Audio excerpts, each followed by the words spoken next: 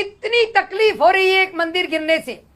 जब मस्जिद गिराई थी, गुंडों ने, मवालियों ने उसको हथौड़े मार मार के तोड़ा था, कैमरा के सामने आया था। और उछल उछल के कैसे कौन सी मस्जिद? तो चलिए सारे हिसाब बराबर कर लेते हैं। 10,000, 15,000, 20,000 जितने भी मंदिर तोड़े हैं सबका हिसाब बराबर कर दो, खाता शून्य कर दो, खाता फिर बंद कर देंगे और नए भारत का निर्माण करेंगे। आइए देखते हैं, मजा आएगा।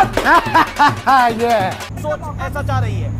अतिकुर रहमान आपका, मैं आपको दूंगा आखिरी वक्त। अतिकुर रहमान भाजपा प्रवक्ता से भी अच्छी भाजपा के लिए बैटिंग कर रहे हैं। अमित जी, 4 लाइनें हैं, 4 लाइनें। किसी ने बहुत खूब कहा है कि हम लड़ें, पर लड़कर मरे क्यों? मारने के लिए कुदरत, कोविड बहुत है और सियासत को लहू पीने की लत है, नहीं तो मुल्क में सब खैरियत है। अमित जी, एक लाइन है इंग्लिश के अंदर, only the wearer knows where the shoe pinches. कितनी तकलीफ हो रही है एक मंदिर गिरने से। जब मस्जिद गिराई थी, गुंडों ने, मवालियों ने उसको हथौड़े मार मार के तोड़ा था, कैमरा के सामने आया था। और उछल उछल के कैसे उसका जश्न मनाया जा रहा था। कौन सी मस्जिद? Only the wearer knows where the shoe pinches. कौन सी मस्जिद? तकलीफ हुई ना, कौन सी मस्जिद? को भी तकलीफ हुई थी। इस तकलीफ के ऊपर मरहम लगाने की बात कोई कर सकता है? मरहम लगाने की बात अगर कर सकते हो तो करो। कमाल है। मतलब मस्जिद, कौन सी मस्जिद टूटी थी मुझे बताइए तो सही। बाबरी मस्जिद भूल जाते हैं आप। कोर्ट में फैसला आ गया, मतलब ये बाबरी मस्जिद का बदला है। आपके ही जर्नलिस्ट को मारा गया था। रिजवान अहमद कुछ कहना चाहते हैं इसके ऊपर, शिवम त्यागी भी कुछ कहना चाहते हैं, नुपुर शर्मा भी कुछ कहना चाहती है। एक सेकंड पहले रिजवान, नहीं ये बड़ा पॉइंट बोला है आप। रिजवान अहमद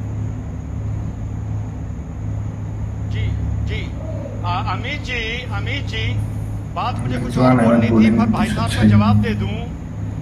अतीकुर रहमान भाई ने आज एक बात पर फिर से मोहर लगा दी।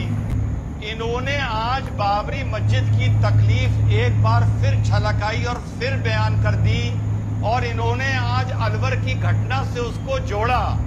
तौकीर भाई, तो चलिए सारे हिसाब बराबर कर लेते हैं। 10,000, 15,000, 20,000 जितने भी मंदिर तोड़े हैं सबका हिसाब बराबर कर दो, खाता शून्य कर दो, खाता फिर बंद कर देंगे और नए भारत का निर्माण करेंगे। बोलो तैयार हो? बोलो आप तैयार हो? शुरू करेंगे, कहां से शुरू करेंगे? बुद्धिस्ट स्तूपा से शुरू करेंगे। जब से मुसलमानों ने इस देश में मंदिर तोड़ने शुरू करे, मोहम्मद बिन कासिम से, वहां से शुरू करेंगे। और बताओ, ब्राह्मणवाद के तहत उन सबको बहाल करने का आप वादा करिए। पहले कहां से शुरू करना चाहेंगे? अरे बुद्धा के जन्म स्थान बात मंदिर मस्जिद की हो रही थी अभी, वो हिंदू लोग, बुद्धिस्ट लोग आपस में निपट लेंगे। उसके लिए आप परेशान ना होइए।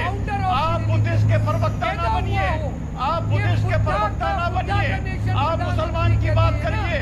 बोलो तैयार हो? सारा हिसाब बराबर करने को तैयार हो? नेपाल अपने की बात में फंस गया तो फिर बुद्ध लोग को बीच में ये बात मत करो। अगर हिंदू बदला लेने पर आ गया, अगर हिंदू बदला लेने पर आ गया 1000 साल का बदला, तो हिंदुस्तान में छुपने की जगह नहीं मिलेगी। हिंदुस्तान में छुपने की बताया ना, मोहम्मद बिन कासिम से शुरू करेंगे। बताया तो मोहम्मद बिन कासिम से शुरू करेंगे।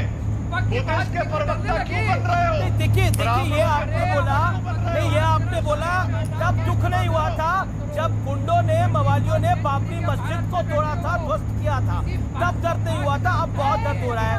यानी ये बुलडोजर सेकुलर था और जो जहांगीरपुरी में चला वो कम्युनल था बुलडोजर। जहांगीरपुरी वाले दिन आप मेरे साथ थे? नहीं ना, रुकिए, रुकना पड़ेगा। मैं नुपुर शर्मा को फिर लेकर आऊंगा। जहांगीरपुरी वाले दिन आप थे मेरे साथ चर्चा के अंदर, अतिकुर रहमान, और आपने कई बार बोला था कि एक ही धर्म के लोगों को टारगेट कर रही है भारतीय जनता पार्टी। यही कह रहे थे ना? लेकिन यहाँ एक मंदिर टूट गया, एक शिवलिंग को ड्रिलिंग मशीन से काट दिया गया, और आप कह रहे बाबरी मस्जिद भी तो ध्वस्त की थी। तो हो गया तो क्या करें? वही मैं कह रहा हूं कि इस सेकुलर सोच की कीमत इस देश का हिंदू कब तक उठाएगा, ये निर्णय करना पड़ेगा। सेकुलर सोच का मतलब ये है कि सारा रिश्ता ठीक रहा हिंदू पर ही है क्या? बहुसंख्यक पर भी है? यही मेरा सवाल है आज का। नुपुर शर्मा, आपका शासन है, हिंदू अब भी खतरे में है कि यहाँ पर राजस्थान से लेकर गुजरात तक, गुजरात से लेकर दिल्ली तक क्या कर रहे हैं आप? 3 तो सीटें दे दी इस देश ने आपको। मैं जवाब दे सकती हूँ, मैं बहुत देर से वेट कर रही हूँ। जी नुपुर जी, झूठ परोसे जा रहे हैं आपके टीवी शो के ऊपर, कोई करेक्ट नहीं कर रहा, झूठ पर झूठ परोसे जा रहे हैं। ये क्या बोला इन्होंने? बुद्धाओं को, बुद्धिस्ट लोगों को हिंदुओं ने मदद चखाया है। क्यों भाई? अब ये भी कह दो ना, अफगानिस्तान के अंदर बामियान बुद्धा हिंदुओं ने गिराया था। सबसे पहले अफगानिस्तान के अंदर बुद्धिस्टों को कन्वर्ट करने वाले ये मुल्ले थे। और ये भी मत भूलिए 1711 में भारतवर्ष का इन्वेजन सबसे पहले मोहम्मद बिन कासिम ने किया था। अरे झूठ की थाली परोसना कहीं और जाके हिंदू को गुंडा बोल रहे हो। चैलेंज करती हूँ, पूरे हिंदू समाज को बांट के रखा। बाबर को बोलना जरा, जितने आक्रांता आए आपके ऊपर हुकूमत की, आपके मंदिर तोड़े। जो हिंदू अपने हक की लड़ाई के लड़ता है तो खराब हो रहे हैं। बाबर होगा तुम्हारा भगवान अपने घर के अंदर। बोलो बाबर खूनी था, बोलो बाबर आतंकी था, बोलो बाबर बलात्कारी था, बोलो बाबर बवाली था। उसने हिंदू औरतों का बलात्कार करवाया, उसने हिंदू मंदिर गिरवाया, बाबर ने मंदिर तोड़ा था, घर छीन लिया और यहाँ पे बड़बोलापन कर गए। ये बाबर के बच्चे ये हिंदुओं को बुद्धिस्टों के खिलाफ करेंगे। सच्चाई तो ये है। अमीश, आपके सवाल पे आऊंगी मैं। आप संविधान कर रहे हैं। लगातार आप बोल रहे हैं, देखिए कैसे होगा। और नुपुर जी, आप माइक को लगाइए, माइक से डिस्टर्बेंस हो रही है। लगाएगा अल्ताफ हुल्लड़ सही सुन नहीं है, तब रागिनी जी कुछ नहीं कहेंगी। मतलूब अहमद गायब है रामनवमी के टाइम, करौली के उस किस्से के बाद से।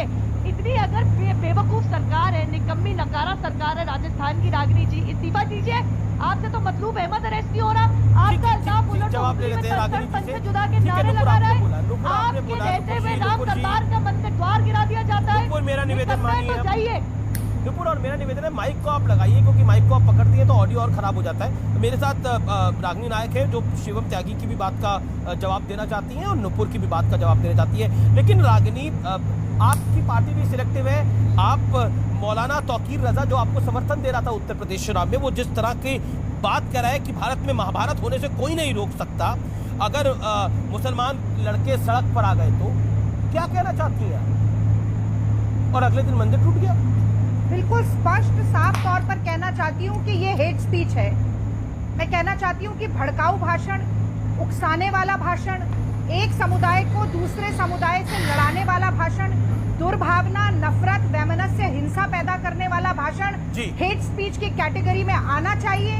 और वो व्यक्ति जो ऐसी बात कहता है, वो किसी जाति धर्म का हो, किसी क्षेत्र का हो, कोई भाषा बोलने वाला हो, उसके ऊपर कार्रवाई होनी चाहिए। वो चाहे कपिल मिश्रा हो, वो यति नरसिंहानंद हो, वो बजरंग मुनि हो, तौकीर रजा हो, या कोई भी आदमी हो। और मैं और कांग्रेस पार्टी मानते हैं मन, वचन और कर्म से कि ऐसी वाणी बोलिए मन का आपा खोए, औरन को शीतल करे आपा शीतल होए। कांग्रेस की मीठी मीठी बातें हैं, हिंदुओं के साथ क्या किया है वो तो हमारे पूर्वज दिखते और झेलते आ रहे हैं।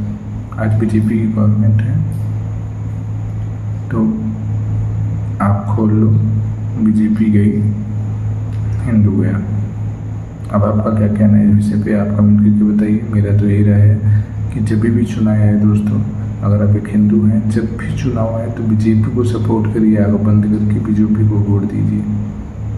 कांग्रेस शुरू से ही हिंदुओं के साथ गलत करती आई है और आगे भी करेगी, जबकि राहुल गांधी ने कई बार खुले में बोल दिया है इन हिंदूवादियों को बाहर निकालना है इस देश से।